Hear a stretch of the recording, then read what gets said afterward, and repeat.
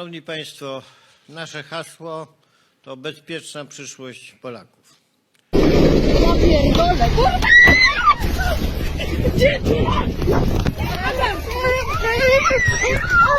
Cześć, witam Was po dłuższej przerwie. Moi drodzy, jak pewnie słyszeliście, Kaczyński ogłosił hasło wyborcze Bezpieczna przyszłość Polaków.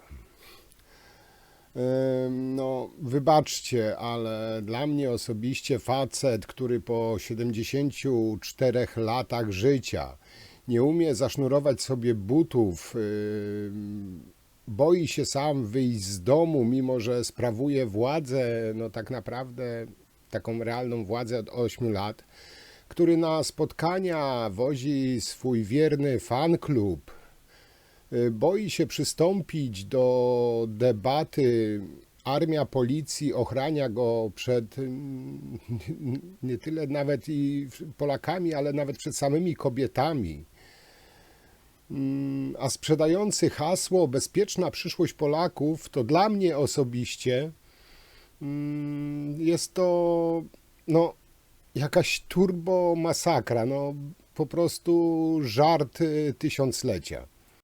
Ale generalnie dzisiaj nie o tym. Dzisiaj chciałbym Wam powiedzieć o pewnym pikniku.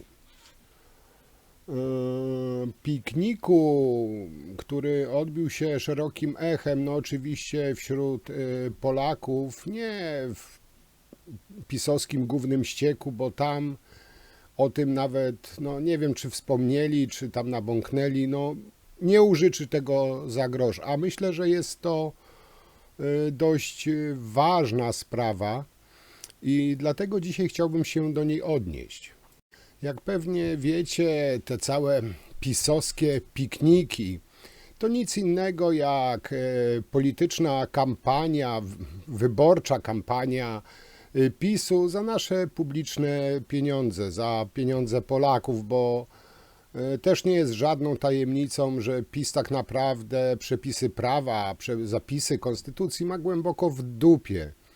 Oni Polskę wzięli za zakładnika i oni robią co chcą, a publiczne pieniądze traktują jak swoje partyjne. Także te całe pisowskie pikniki, generalnie rzecz biorąc, nie za bardzo im, delikatnie rzecz ujmując, wychodzą. Więc angażują do tego wszystkie instytucje państwowe, takie jak, nie wiem, Straż Pożarna, policję, i oczywiście wojsko, bo jakżeby mogło być inaczej. I tu powoli zbliżamy się do głównego tematu dzisiejszego materiału. I teraz sobie wyobraźcie, wstajesz rano, wychodzisz sobie z psem, nie wiem, pijesz sobie kawkę, czy tam palisz papierosko i nerwowo się rozglądasz po niebie, wkoło siebie, czy przypadkiem gdzieś obok Maciek Wąsik nie zwołuje wiecu ze śmigłowcami w roli głównej, bo jak się okazuje, jest to,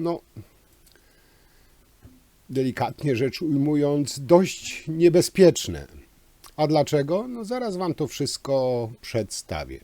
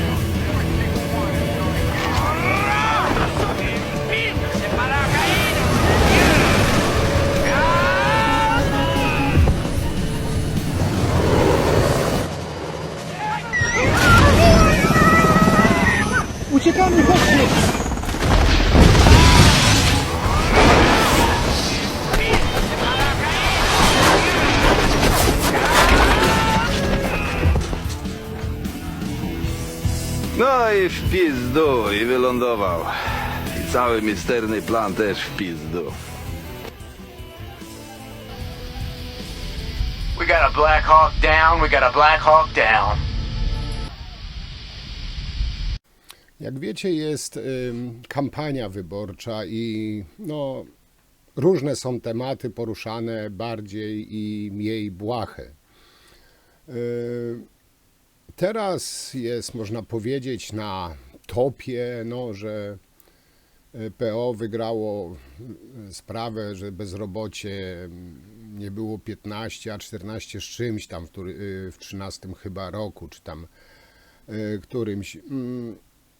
Ja nie będę tego tematu poruszał, bo to jest na inny materiał. No, pisowcy jakoś nie wspomnieli, że jak oni obejmowali władzę, byli u władzy na początku, było prawie 18% bezrobocia, ale to nie o tym. Chodzi o wszystkie fakty związane z kampanią wyborczą i nie można pozwolić na to, by ta cała gorączka kampanii wyborczej całkowicie przysłoniła wypadek czy wybryk pilota Black Hawka na pokazie sprzętu wojskowego i policyjnego podczas pisowskiego, trzeba tu zaznaczyć pisowskiego, pikniku w Sarnowej Górze. Bo sprawa tego wypadku jest dużo poważniejsza niż się wielu wydaje. I tutaj po raz kolejny pokażę totalną patologię, bezprawie, cynizm i arogancję, upolitycznienie służb, które w założeniu są apolityczne, uznanie państwa za partyjną własność, o czym już nieraz wspominałem, i sprzeniewierzenie środków publicznych na czysto partyjne cele, z jakimi mamy do czynienia w obecnym państwie PiS. W Sarnowej Górze, to jest na Mazowszu, piździelcy postanowili zorganizować kolejny już piknik polityczno-wyborczy. Oczywiście za publiczne pieniądze, bo jakżeby inaczej.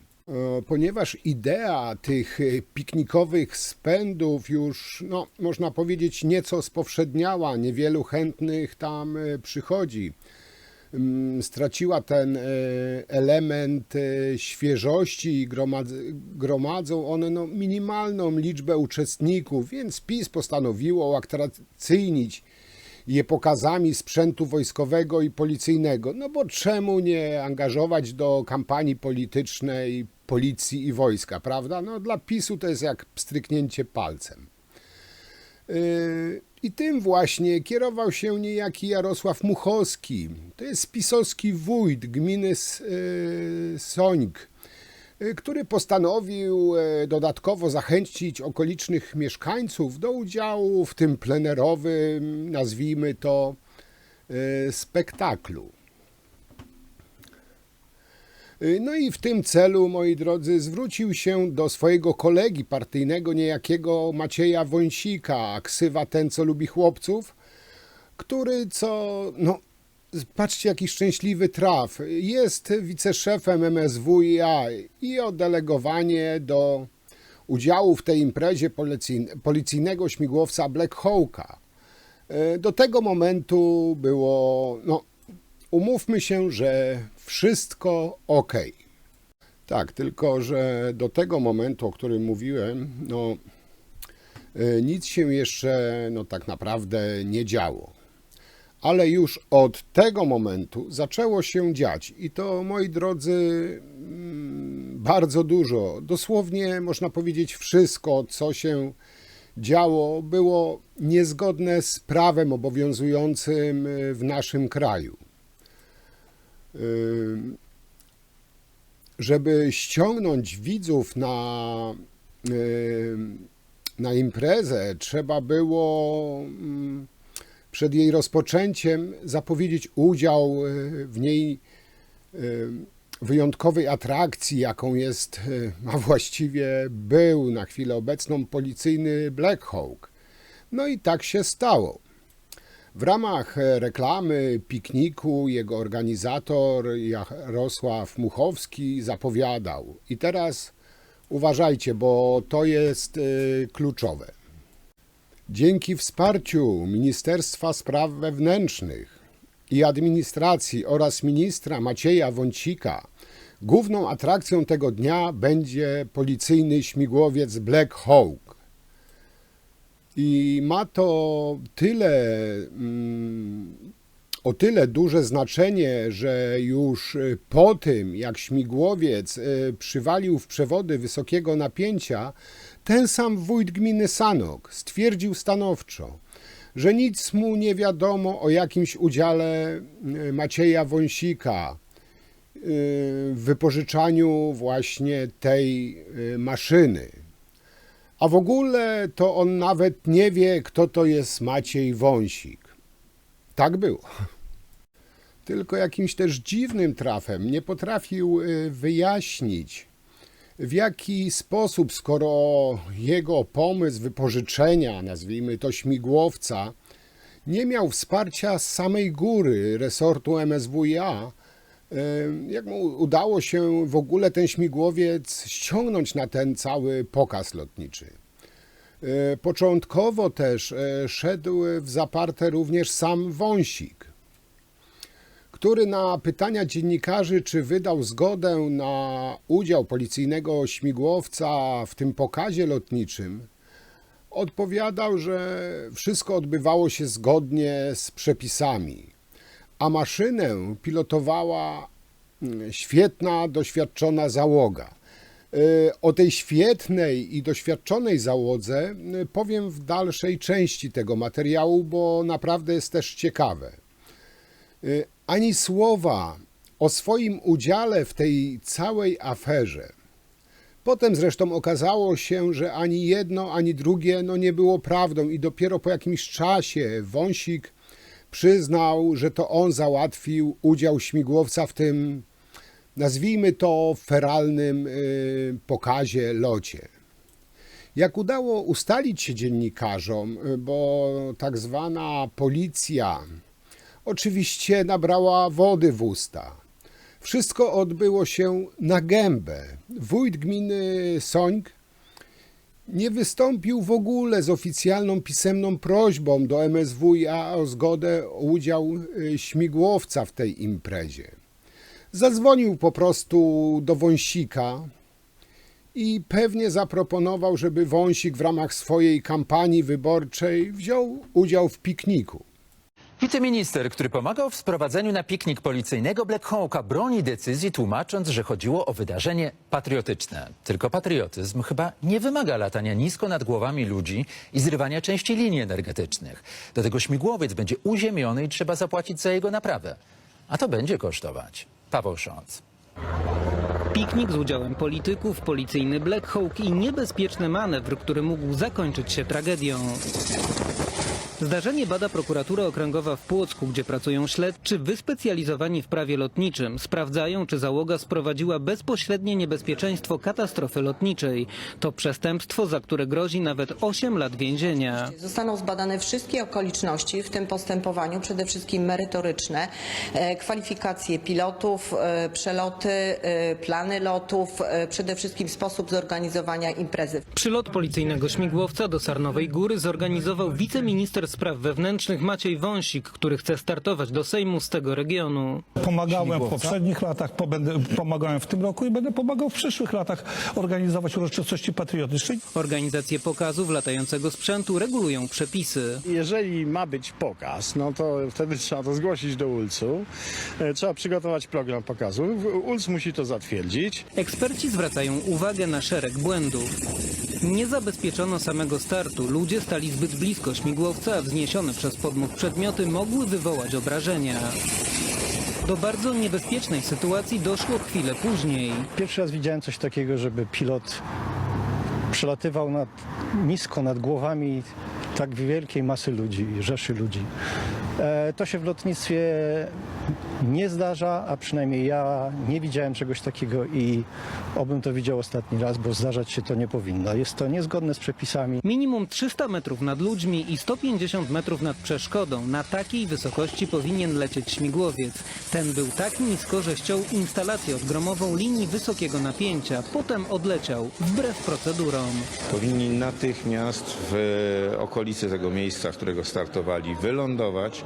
Powinni zostać wezwani technicy, którzy powinni ocenić, czy ten śmigłowiec nadaje się do dalszego lotu. Policja ma 4 Black Hawki, z których na co dzień korzystają antyterroryści. Jedna z maszyn będzie teraz wyłączona z eksploatacji.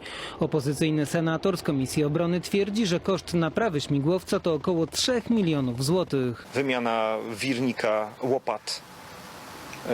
To są tego typu kwoty. To nie jest tak, że śmigłowiec może zerwać linę stalową i leci sobie dalej. Pytanie, czy ewentualną odpowiedzialność poniesie tylko załoga, czy także ci, którzy zdecydowali o obecności śmigłowca na imprezie.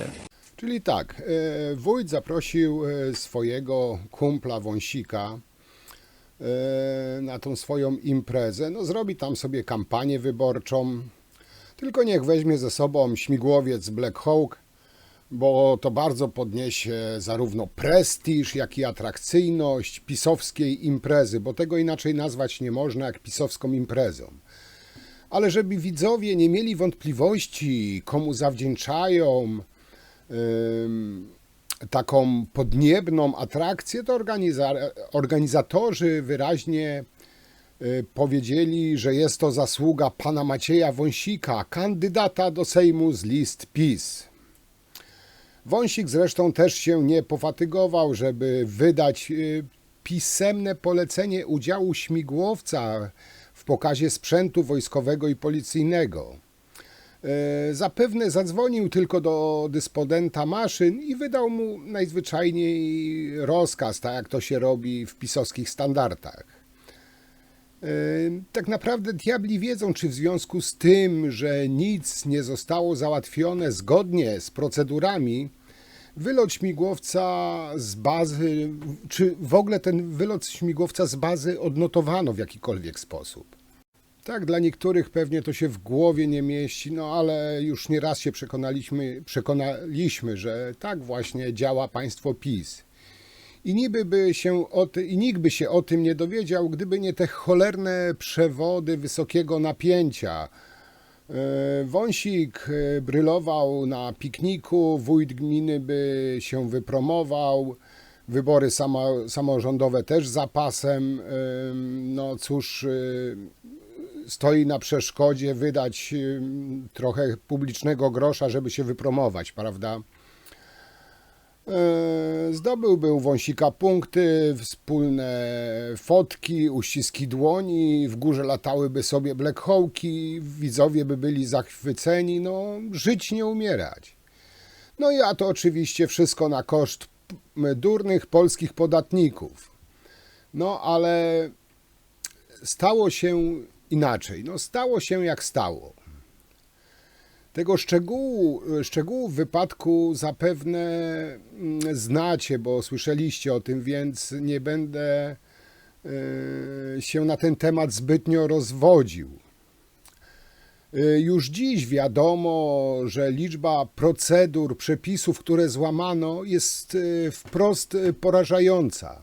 Śmigłowiec w ogóle nie miał prawa wznieść się w górę i lecieć do Sarnowej Góry, bo zorganizowany tam pokaz lotniczy był po prostu nielegalny. Nie został bowiem nawet zgłoszony w Urzędzie Lotnictwa Cywilnego. Były to więc rażące naruszenia przepisów artykułu 123 ustawy o prawie lotniczym. No ale kto z pisowców by się takimi pierdołami przejmował, prawda? I tutaj ciekawostka, lotniczy eksperci po prostu łapali się za głowy, gdy dowiedzieli się o okolicznościach tego wypadku. Loty na tak małej wysokości nad skupiskami ludności to już ich zdaniem nie jest błąd, lecz po prostu zbrodnia. To nie przypadek, że biorące udział w pokazach lotniczych śmigłowce mają zakaz latania poniżej pułapu 300 metrów nad widzami i 150 metrów nad pustym terenem. Tak jest wyraźnie zapisane w prawie lotniczym. W ogóle tylko w uzasadnionych przypadkach loty o statusie garda, zagrożenia bezpieczeństwa powszechnego lub ochrony granicy państwowej piloci śmigłowców mogą nie stosować się do tego przepisu, tylko w tym przypadku. Tymczasem Black Hawk leciał na wysokości około 20-25 metrów, a pewnie gdyby nie okoliczne drzewa, leciałby jeszcze niżej. Ten cały piknik nie stanowił raczej zagrożenia dla bezpieczeństwa powszechnego w rozumieniu prawa, no nie, bo to, co zrobili, to było już zagrożeniem. A w pobliżu Ciechanowa nie przebiegała chyba żadna granica, nawet powiatu. W zerwanych przez łopaty wirnika przewodach wysokiego napięcia, które spadły na parkujące w pobliżu samochody, na szczęście nie płynął w chwili wypadku prąd. A co by było, gdyby płynął? Ale to wcale nie jest jeszcze wszystko, moi drodzy. W chwili, gdy pilot zorientował się, co wyprawiał, powinien był bezwzględnie posadzić maszynę na ziemi i nie miała ona prawa być ponownie użyta bez wcześniejszej inspekcji i oceny uszkodzeń. A tymczasem Black Hawk spokojnie poleciał sobie z powrotem do Warszawy, jakby nigdy nic.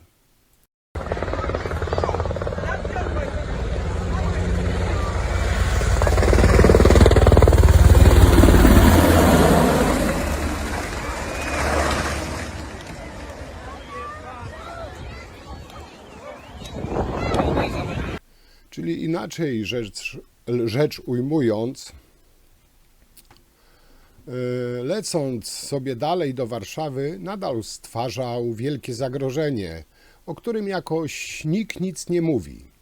Eksperci lotnictwa zwracają tutaj uwagę na jeszcze jeden istotny szczegół, który umknął mediom, a który śledczy o zupełnym zidioceniu i nieodpowiedzialności pilota świadczy o zupełnym zidioceniu i nieodpowiedzialności tego pilota śmigłowca.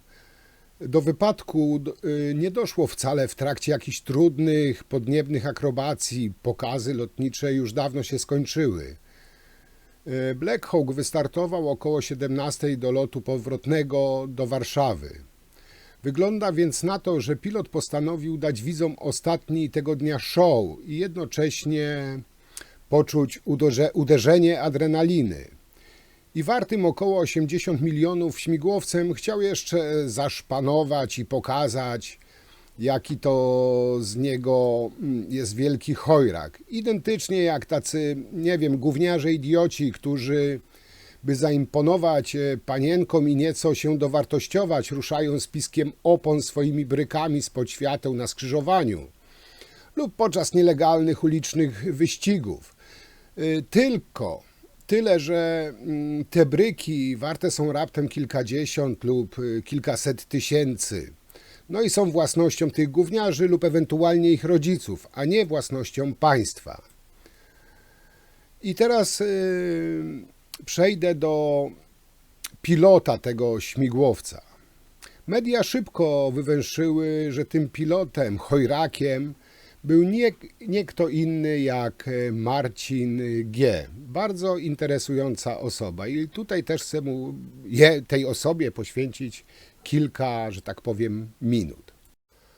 Na tym pikniku, w którym helikopter policyjny latał nad tłumem ludzi z dziećmi, uszkodził linię wysokiego napięcia. W helikopterze był pilot, wychowanek generała Błasika, ten od Smoleńska.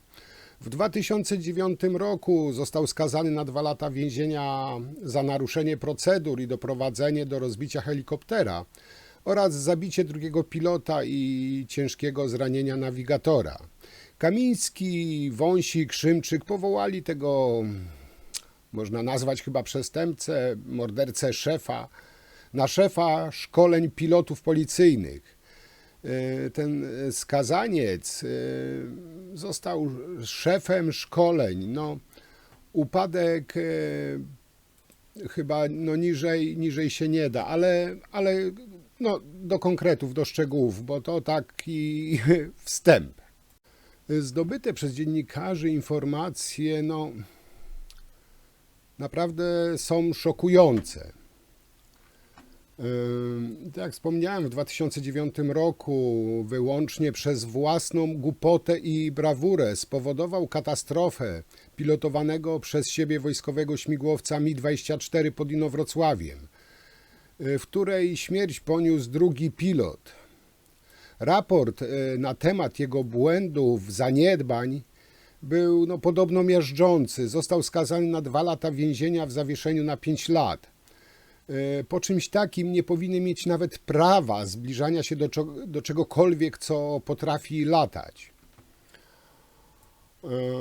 No i tak było. Tak było do roku 2015. Ale potem nastały rządy PiS, które błyskawicznie, jak wiecie, dokonało czystki zarówno w wojsku, jak i w policji.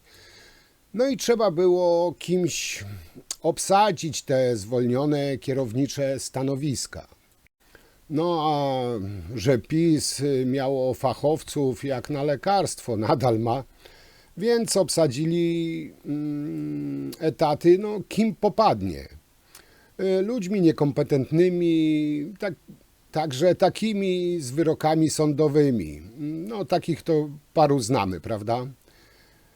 I tutaj nie było ważne CV, wykształcenie, umiejętności, doświadczenie, tylko światopogląd i oczywiście lojalność, ślepa lojalność wobec władzy rządzącej. A pod tym względem Marcin G. no, okazał się, można powiedzieć, bez jakiegokolwiek zarzutu. Znał się zresztą świetnie z niejakim Robertem Sitkiem, który w 2016 roku został naczelnikiem zarządu lotnictwa Policji Głównej, czyli w policyjnym lotnictwie stał się, można powiedzieć, alfą i omegą. No i tak oto Sitek ściągnął Marcina G. do siebie, zupełnie nie przejmując się tym, że jego podopieczny nie spełnia podstawowego, ustawowego warunku nieposzlakowanej opinii, by być zatrudnionym w lotnictwie. Nie był to zresztą jedyny argument przemawiający przeciwko zatrudnieniu Marcina G., który jest, delikatnie mówiąc, postacią bardzo kontrowersyjną. Jego dawni znajomi, podwładni dość zgodnie twierdzą, że ma on wręcz osobowość psychopatyczną. Jest apodektyczny, wybuchowy, nie znosi krytyki, no i ma duże skłonności do brawury oraz łamania przepisów. Jeden z nich wspominał, że podczas lotu z nim nie było możliwości sprzeciwu i wyrażenia swojego zdania. Jedyne zdanie w kabinie należało do niego, czyli do Marcina G. To podstawa psychopaty. Jeśli coś by było nie po jego myśli, to nakręcał się jak zegarek, mówił jeden ze znajomych właśnie Marcina G. Zresztą niejednokrotnie koledzy i podwładni tego Marcina G. zgłaszali przełożonym jego niewłaściwe lub anormalne zachowanie. No i kończyło się to źle, ale nie dla Marcina G., tylko jak zawsze dla zgłaszających. Jednego z instruktorów bezpieczeństwa lotów, który odważył się zgłosić komendantowi Sitkowi fakt notorycznego łamania przepisów przez Marcina G. i jego niebezpieczne zachowania, Sitek zmusił do odejścia z pracy. a już oczywistą kpiną lub teatr absurdu w stylu Monty Pythona zawiera fakt, że człowieka skazanego przez sąd za spowodowanie katastrofy lotniczej z ofiarą śmiertelną mianowano instruktorem bezpieczeństwa lotów i naczelnikiem Wydziału Szkolenia Lotniczego Zarządu Lotnictwa Policji. Specjalnie zresztą dla Marcina G. utworzono etat naczelnika pionu szkolenia. Wyobrażacie sobie coś takiego? Pewnie gdyby, nie wiem, Ferdynand Kiepski lub Świnka Pepa byli sympatykami PiS, to też już bez trudu złapaliby się na jakiś atrakcyjny etat pilota policyjnego śmigłowca lub szefa Wydziału Szkolenia. No, w PiSie jest wszystko możliwe. Czy chcesz, by oni nadal decydowali o twoim bezpieczeństwie? Panowie, ciekawy i niestety prawdziwy artykuł w załączniku. Najgorsze jest to, że niekompetencja, nieudolność, głupota, a czasem różne ciemne interesy są zawsze podlewane u nas w polityce obrzydliwym sosem bogojczyźnianych frazesów. Dobro sił zbrojnych, przyszłość polskiego przemysłu i tak dalej. A tak naprawdę wywalamy dziesiątki milionów w błoto lub zgadzamy się na rozkradanie środków budżetowych. W listopadzie niezestrzelona rakieta zabija 2 osoby w Przewodowie. Następnie pod Bydgoszczą przypadkowa osoba znajduje rosyjską rakietę zdolną przenosić głowice jądrowe. A w sierpniu nad Polską latają białoruskie śmigłowce. Czy Polacy mogą czuć się bezpiecznie? I tutaj, moi drodzy, znowu mamy jak w pigułce, jak pod soczewką, pod lupą, obraz patologii państwa PiS. Niby to tylko jedno zdarzenie, ale ileż w nim jest cech, zjawisk tak charakterystycznych dla tej partii. Mamy wyrzucenie z pracy prawdziwych lotniczych fachowców, zajęcie ich miejsc przez ludzi nieodpowiedzialnych, niekompetentnych, no można by w niektórych przypadkach powiedzieć wręcz niebezpiecznych. Mamy kolesiostwo, mamy bezkarność, mamy lekceważenie, a nawet pogardę dla obowiązującego prawa przepisów, arogancję, butę, o tym chyba już nie muszę wspominać. No i mamy polityczne igrzyska na koszt wszystkich Polaków, czym rządzący zupełnie się nie przejmują. Koszt samych tylko części zamiennych do wirnika śmigłowca szacuje się na około 2,5 do 3 milionów złotych.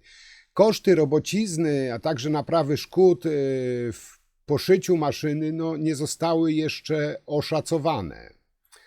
W każdym razie będziemy mogli mówić o wielkim szczęściu, jeśli stracimy mniej więcej jakieś 5-6 milionów. Wiem, że dla PiS-u to jest drobne, to im kurwa nawet na waciki to nie starczy. Ale przecież koszt naprawy Black Hawka powinien być podzielony tak naprawdę na 3 równe części i powinni je pokryć 3 główni winowajcy, czyli Wąsik, Sitek, no i sam Marcin G. I fakt jest taki, że nazwijmy to tak w cudzysłowie, pilot Marcin G. nie miał prawa w ogóle zasiąść za sterami tej maszyny. Po spowodowaniu katastrofy w 2009 roku i w roku sądowym nie miał on nawet prawa pracować w lotnictwie. A śmigłowiec nie miał prawa w ogóle wylecieć ze swojej bazy pod Warszawą i brać udziału w tym pisowskim pikniku pod to było pod Ciechocinkiem.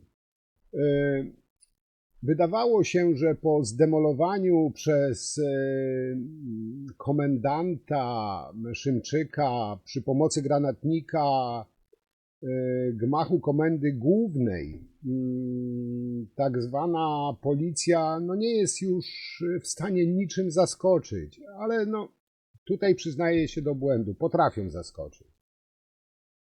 Jednak im się udało i to wcale, można powiedzieć, nie koniec tych niespodzianek, bo teraz do akcji wkracza drugi resort, który słusznie z niestandardowych zachowań i procedur. Chodzi tu o prokuraturę Ziobry. Prokuraturę, która wszystko robi odwrotnie niż prokuratorzy innych cywilizowanych państw. Odmawia ścigania winnych, o ile są piździelcami, a niewinnych, jeśli są krytykami piździelców, wsadza za kraty.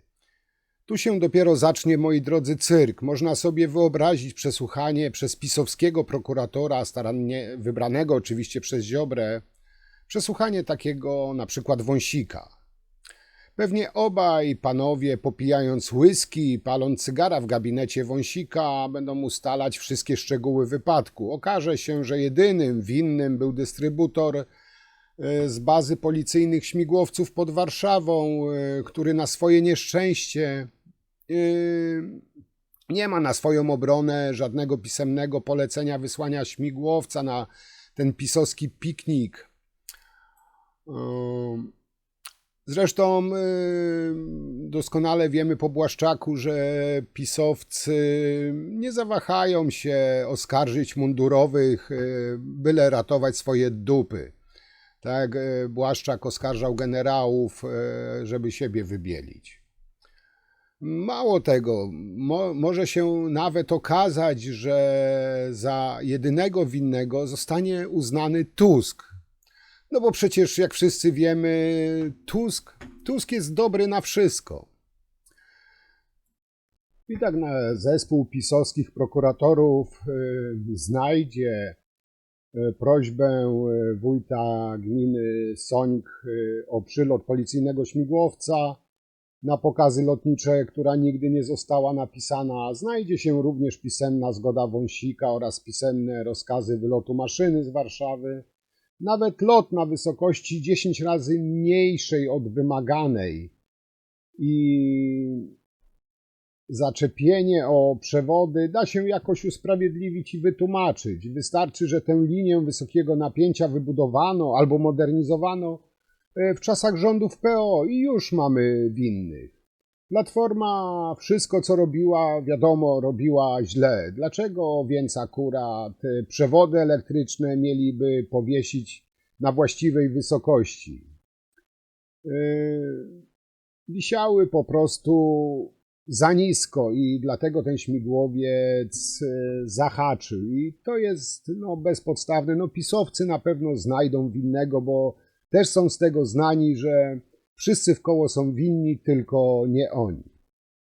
I powiem wam, moi drodzy, że mam takie nieodparte wrażenie, że na wynik postępowania tego zespołu prokuratorów będzie mieć wpływ coś, co z wypadkiem nie ma wiele wspólnego.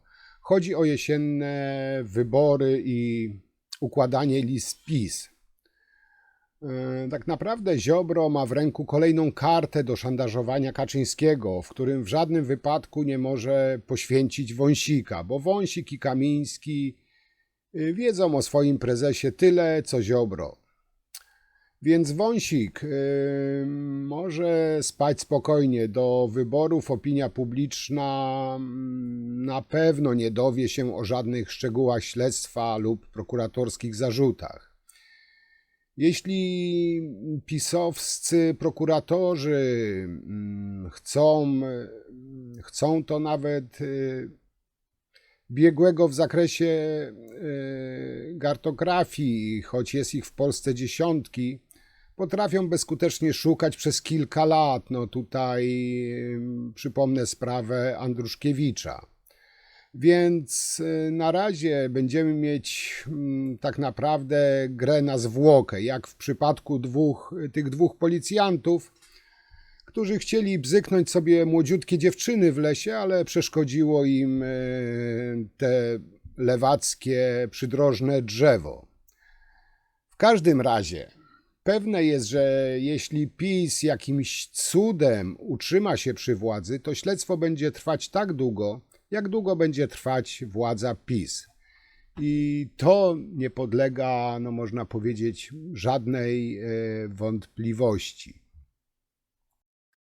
Jeśli natomiast PiS wkrótce straci władzę, na co bardzo liczę, to Wąsik do końca życia będzie przekliniać wójta gminy Sońk i to, że zgodził się na udział w tym całym udział Black Hawka w tym całym pisowskim pikniku. Nowa władza Wąsikowi nie odpuści, bo jest on na jednym z czołowych miejsc na liście kanali przewidzianych do wsadzenia za kraty, zresztą nie bez powodu. Także wiem, rozgadałem się, ale myślę, że dość ciekawe tutaj przedstawiłem Wam fakty. I powiem Wam, że na początku się zastanawiałem, miałem zagwozdkę, jak ten dzisiejszy filmik nazwać, bo miałem w głowie Smoleńsk 2.0, helikopter na drutach lub suma wszystkich strachów. No nie wiem, który tytuł byłby lepszy. W każdym bądź razie kończę, moi drodzy. Mam nadzieję, że ten materiał Was zaciekawił. Jak zawsze jutro zapraszam na vloga, dość też ciekawego. A dzisiaj dziękuję Wam bardzo za oglądanie. No i jak zawsze piszcie, co o tym myślicie, jak Wy to widzicie. Ja tu przedstawiłem swój punkt widzenia, no ale jak wiadomo, każdy ma swój punkt widzenia. Także na dzisiaj tyle. Do zobaczenia przy następnych materiałach. Cześć!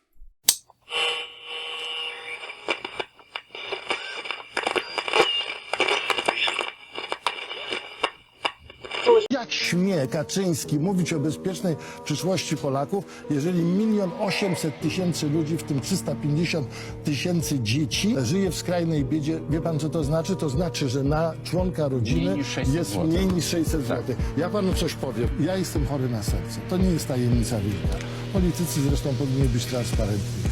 Do diabła. Ja zapłaciłem wczoraj 685 zł i 87 groszy. Proszę pana, nie na to stać.